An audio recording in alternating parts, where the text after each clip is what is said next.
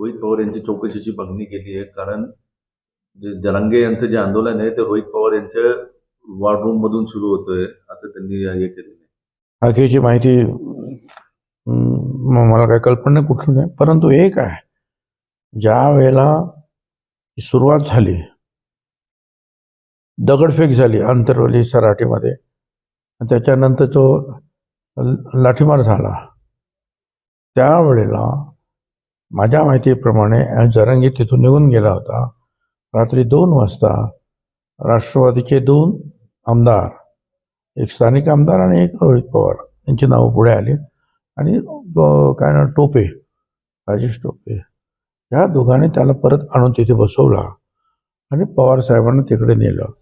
पवार साहेबांनी गेले म्हणून उद्धव ठाकरे गेले. आणि खरी माहिती जी आहे त्या दोघांना पण जे गेले तिथे नेते त्यांना कल्पना नव्हती